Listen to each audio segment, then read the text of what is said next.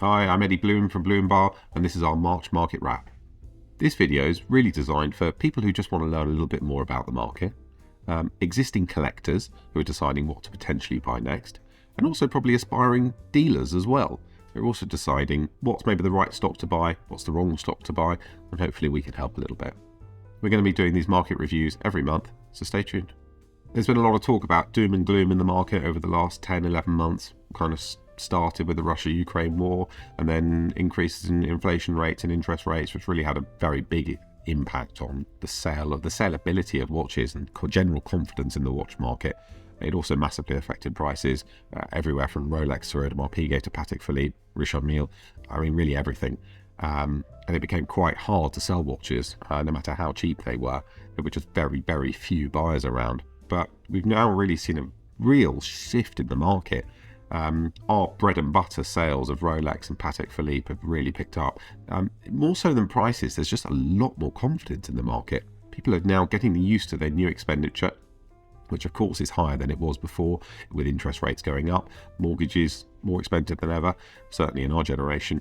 But people have got used to it now. They've got used to their new way of living and they are spending money again. We're seeing a lot of sales from Rolex stainless steel, Patek Philippe, especially from the Nautilus and Aquanaut range, lots and lots of sales going through.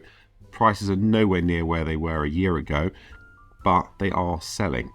There was a period where there was a lot of very cheap kind of fire sell, desperate stock on the market, and a lot of that is now gone. Dealers from the Far East are picking up a lot of stock from the UK, so that's leaving us a little bit short of stock again, and that's definitely helping prices to push back up again. With Watches and Wonders coming up at the end of March, there's going to obviously be a lot of hype around new Rolexes that are going to come onto the market.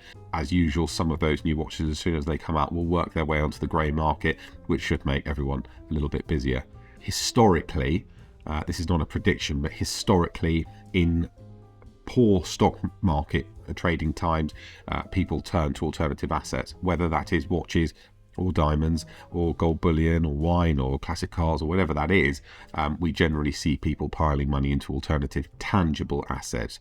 Obviously watches are more tangible and more liquid than something like a classic car, and I can say that from personal experience. So I definitely think we could see quite an increase in demand for watches, both on the new and the grey market, with people looking for safe havens to put their cash rather than just leaving it in the bank, and then diversify into some alternative assets as well.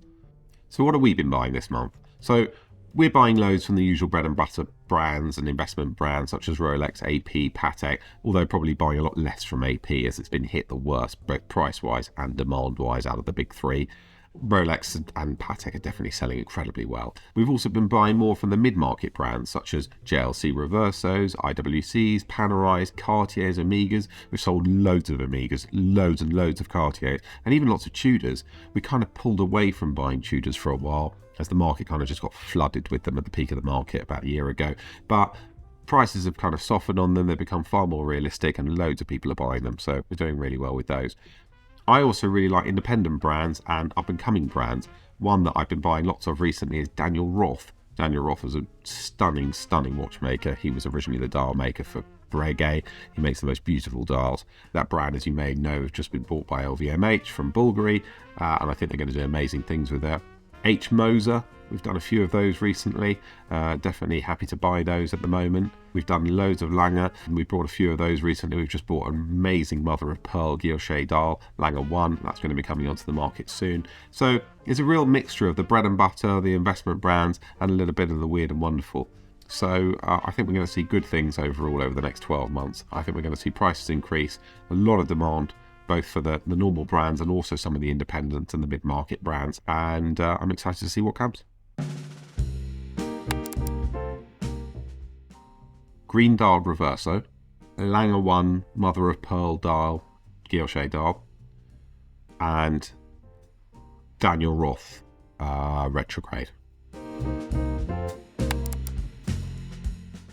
What three watches would I pick this month? I'd probably be looking at mid-market brands such as JLC, IWC and Omega. They all sell incredibly well. They have been easy to get hold of, but I think they're going to become a lot harder to get hold of. And so if it was me, I'd keep my eye on those.